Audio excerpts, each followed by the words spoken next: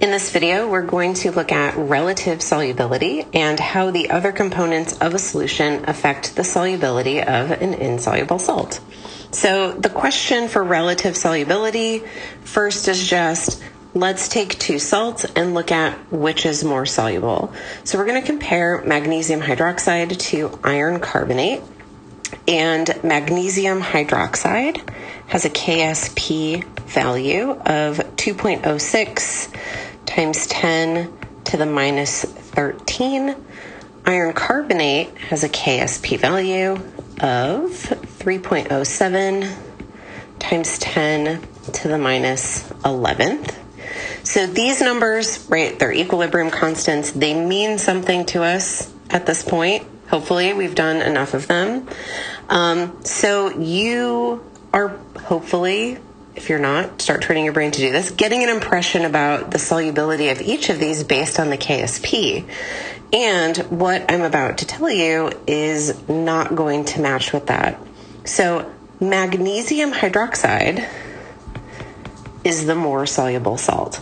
And this seems wrong, right? It has a smaller KSP. The equilibrium doesn't go as far to the right. The reason that magnesium hydroxide is more soluble is because what we need to compare is not the KSP value. We need to compare the molar solubility.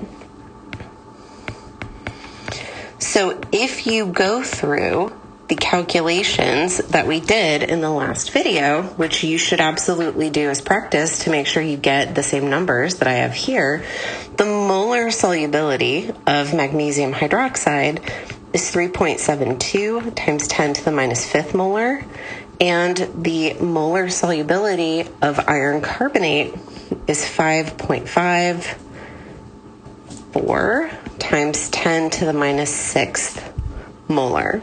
So the molar solubility is smaller for iron carbonate. It is larger for magnesium hydroxide. So magnesium hydroxide is more soluble. All right, so let's talk about why we can't just use the KSP directly.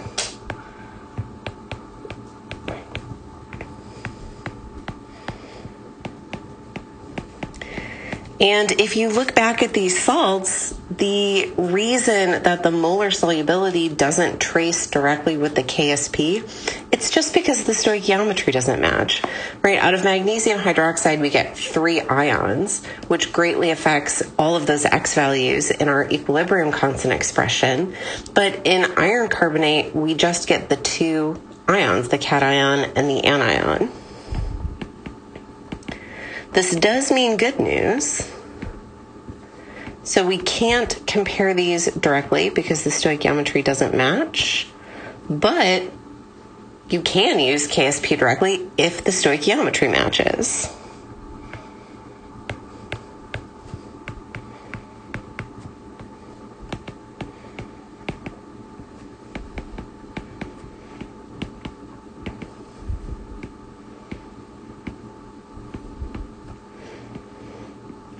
So the iron carbonate, if we were to compare it to silver chloride, we could just compare the KSPs directly because you get a cation and an anion out of each of them. The equilibrium constant expression would be the same. And so the magnitude of the KSP would carry through directly into your molar solubility calculation. So this means if I ask you if something is more soluble, you can skip that work and give me a reasoning of the stoichiometry matches, so I just compared the KSPs.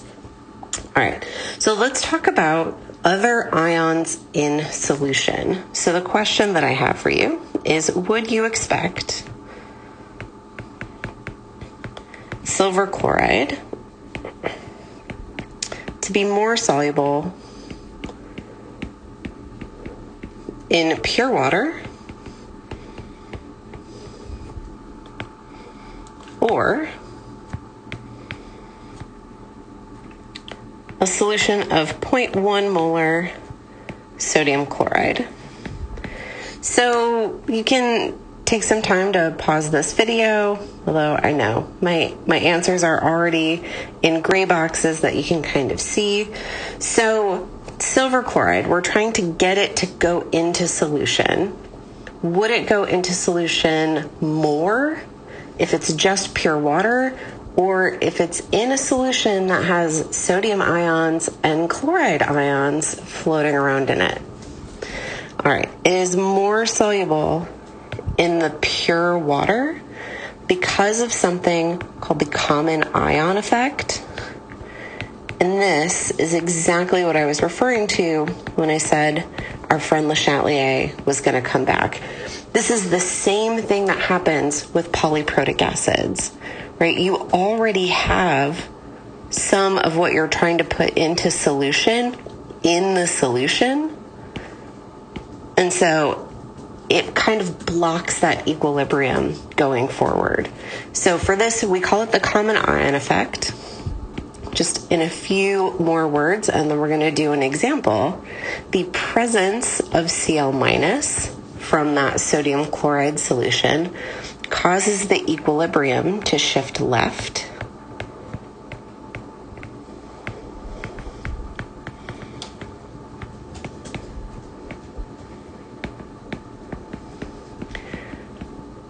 Relative to pure water.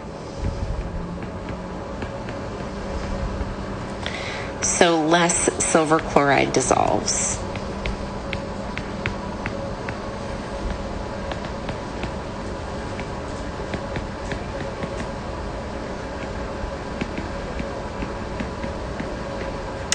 All right, so we have already done the solubility of silver chloride in pure water. So let's bring that number back. In pure water, our molar solubility was 1.33 times 10 to the minus fifth molar. So let's calculate the solubility in this 0.1 molar sodium chloride solution and then compare it. So we need a rice table.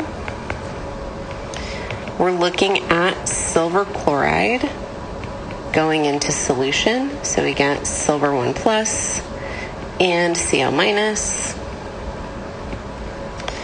The solid doesn't matter. Initially, my solution doesn't have any silver, but it was 0.1 molar sodium chloride. So let's get a different color and do this off to the side. 0.1 molar NaCl. Well, that's a soluble salt. So what I get is 0.1 molar Na plus and 0.1 molar Cl minus. So 0.1 has to go in for my initial value for chloride because it's already in the solution. All right, so I don't have any silver, so my reaction has to move to the right. So plus X plus X. So at equilibrium, I am at X and 0.1 plus X. So my expression is X times 0.1 plus X equals my KSP, which is 1.77 times 10 to the minus 10. And this is where I get to give you some really great news about solubility problems. Anytime that you can assume X is small, do it, which will be pretty much every single case, right? Because these equilibrium constants are tiny. And if you can assume X is small, it will be a good assumption, so you don't have to do the test to see if it's less than 5%. You can just assume that it's small.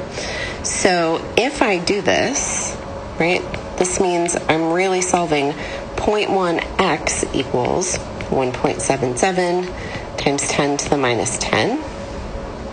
So my molar solubility is 1.77 times 10 to the minus 9 molar. So 1.77 times 10 to the minus 9 versus 1.33 times 10 to the minus 5. It is much less soluble in the solution that already has chloride in it, right? It's kept blocking that equilibrium going forward. if you had this established at equilibrium and you put Cl- into the solution, that equilibrium would shift back to the left because of Le Chatelier's principle. Okay, one last case to talk about, things that affect solubility. The pH of a solution affects the solubility. So I want to look at the same reaction under two sets of conditions, and what we do with this example reaction, you will be able to do with any other reaction under the same types of pH conditions. So we're going to look at magnesium hydroxide. So magnesium hydroxide in equilibrium with Mg2 plus and 2OH minus. And we're going to do, like I said, the same reaction under a couple of sets of conditions. So let's get these set up. So the first set of conditions, I want to do a basic solution. Let's do this in blue. So a basic solution, and I'm trying to dissolve magnesium hydroxide. So again, I know you'll be able to see this grayed out, but try to predict what's happening. If it's a basic solution, what is in the solution that's giving you a basic pH? It means that, right, you have a high OH minus concentration. That's the definition of our basic solution for the types of solutions that we're dealing with. So if the concentration of OH minus is high, that's a common ion that it has with magnesium hydroxide. This equilibrium is going to shift to the left. So something like magnesium hydroxide would be less soluble in a basic solution because of the common ion effect. Okay, so an acidic solution. So if we put magnesium hydroxide into an acidic solution, what do we have in solution if it's acidic? All right, we have hydronium ion, or we have H+. So we have H+ aqueous in solution. Well, we have just done several sections about what happens when you mix together an acid and a base. These are going to react with each other, right? The OH minus reacts with the H+, right? It's just going to produce water, but effectively what this does is it removes a product, and based on Le Chatelier's principle, what happens when you remove a product from a reaction that's at equilibrium?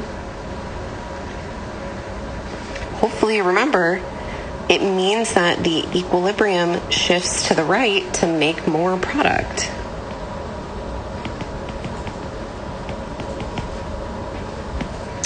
So something like magnesium hydroxide would be more soluble in an acidic solution. So this example specifically was with a base that produced a hydroxide. So any salt that you're looking at, how the pH would affect the solubility, you need to look at what the product ions are and check to see if there's any common ions. If there are not common ions, check to see if any of those ions would react with OH minus or H plus and affect the equilibrium in that way.